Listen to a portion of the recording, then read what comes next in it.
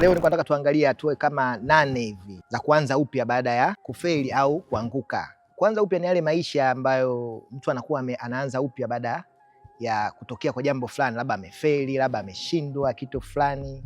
Sasa watu wengi wanashindwa kuishi katika hizo hatua na wanajikuta wanarudia makosa yale yale muda baada ya muda. Kwa hiyo leo tutakwenda kwamba kudive katika hizi hatua 8 ambazo zitakusaidia wewe kuanza upya baada ya kufeli. Nasema njia ya kwanza ni kukubali uhalisia wa kufeli. Ukitaka kwanza upya lazima kwanza ukubali kwamba ni kweli nimefeli na natakiwa kufanya nini? Natakiwa kwanza upya maisha yangu. Usipokubali utarudi kule kule. Kuna watu wengi ambao walianguka katika maisha yao, hawakukubali kwamba tayari mimi nimeanguka au tayari nimeshindwa, natakiwa kunyanyuka na kusimama tena.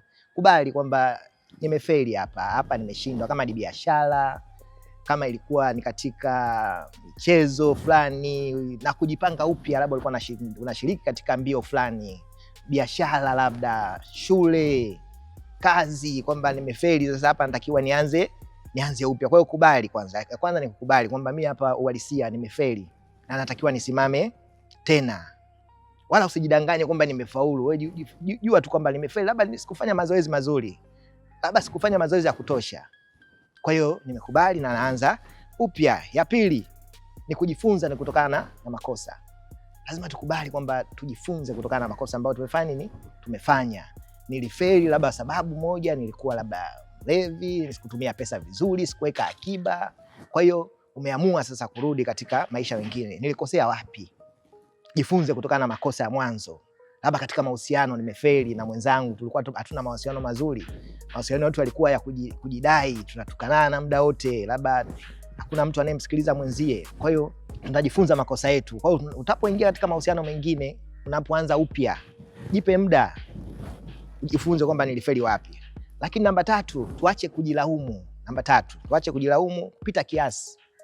Usijilaumu kupita kiasi mpaka ukashindwa kusonga mbele, kwamba tayari makosa yameshafanyika. Utajilaumu mpaka lini? Kuna watu wakikaa kila kitu ni kujilaumu. Mimi unajua ningekuwa hivi, ningekuwa vile, nilifanya kosa fulani. Kwa hiyo tuache pia kufanya nini? Kujilaumu kupita kiasi. Lakini namba 4, tuanze kuweka malengo mapya. Tuanze kuweka malengo mapya ambayo yatatusaidia sasa katika safari yetu mpya. Malengo ya kila siku, malengo ya kila wiki, malengo ya kila mwezi, mwaka. Unapanga malengo gani sasa? Unataka kunyanyuka, ndio ushafeli katika biashara, unaanzaje? Unaanza vipi tena? Unakujaje? Saizi unatokaje? Kwa hiyo lazima tutengeneze malengo mapya na tuache kutembea tena katika malengo yale ya zamani ambayo walitufanya kufeli. Acha kutembea tena barabara ile ile. Sasa saizi pita, ikiwezekana anza kufuata kitabu changu, barabara ya kufuata. Sasa ulikuwa unafuata barabara zako ambazo hazifai, fuata barabara nzuri. Anza kuwa na nidhamu pia. Lakini namba 5 anasema hapa, jenga nidhamu binafsi. Tengeneza nidhamu yako peke yako sasa. Kwamba katika maisha yangu nimeshakosea, nahitaji kuanza upya. Nahitaji kujipanga. Kuanzia kwenye sehemu ya kuamka, acha kulala mpaka saa 5, mpaka saa 4 umekata tamaa. Amka muda mzuri, saa 11 anza kufanya mazoezi. Epuka uvivu katika safari yako mpya, epuka uvivu. Inawezekana mahusiano yako ya kwanza yalifeli, kazi yako ya kwanza ulifeli sababu ya uvivu tu. Umepewa kazi haufanyi, unafanya nini na kadhalika. Lakini jambo la 6, badili mazingira yako. Siku zote baada ya kufeli sehemu fulani, inawezekana ukabadili mazingira. Inawezekana mazingira ndio walikufelisha. Watu walikufelisha, sio wewe. Una watu walikufelisha.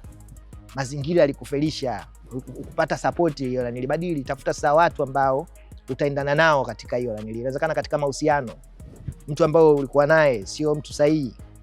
Tafuta sasa mtu sahihi, lakini usiende njia zile zile ambazo ulitumia mwanzo kumpata huyo mtu. Angalia sasa taratibu. Na ikiwezekana jipe muda, hata mwaka, miaka miwili, usitengeneze mahusiano yote. Ishi kama unavyoishi. Lakini namba 7, chukua hatua kwamba nimeamua kubadilika. Nimeamua kutoka huku, nimeamua kuanza safari yangu mpya. Nataka kusonga mbele, usibaki kufikiria tu. Naamua kabisa mimi kutoka katika hapa nilipo, naanza upya maisha yangu. Chukua hatua. Kama ni biashara, anza biashara ndogo ndogo. Kama ni ujuzi, anza kujifunza skills mpya. Sasa kuna skills mpya za kila siku. Hata kama mimi naofanya hiyo, unaanza kujifunza kuongea kwenye mitandao, ufanye biashara ndogo ndogo, unachukua simu yako unapiga unauza bidhaa, watu wanauza mabegi, watu wanauza sijui na nini na vitu vingi sasa unafanya. Anza hatua ndogo ndogo ambayo sasa hiyo ndio uchukua hatua. Lakini namba 8, kuwa na subira. Kitu chochote kuwa mvumilivu, kuwa na subira. Mdogo mdogo, usianze tu mabadiliko hayana haraka. Ukitaka kwenda haraka utafeli katika maisha. Kwa hiyo anza taratibu taratibu. Songa mbele kidogo kidogo. Ushindi utapatikana. Jua tu kwamba unaweza ukatumia mwaka 1, 2, 3, wala usiogope kwamba nimekubali kuanza upya. Ndio nimeanza hatua ya chini kabisa. Lakini jambo la mwisho, linda akili yako. Akili ndio kila kitu. Watu wengi wamepotea leo kwa sababu hawakulinda akili yako, wakaingia kwenye ulevi, wakaingia kwenye mawazo, wakakata tamaa. Hata ukimshtua hivi unaona tena sio binadamu. Muda wote ukimshtua bwana hivi analia tu. Ukimwambia vipi analia. Hapana, maisha ni mateso. Maisha ya binadamu ni mateso. Yaani maisha ya binadamu yana changamoto nyingi, kila siku mambo yanaanza upya. Kwa hiyo tunza akili yako. Umeachwa. Wewe sio wa kwanza, umesalitiwa. Yesu alisalitiwa pia. Mtume Muhammad alisalitiwa. Nadhani hizo ni hatua ambazo zitakusaidia mtu yoyote yule kuanza upya. Hasa vijana. Tuanze upya.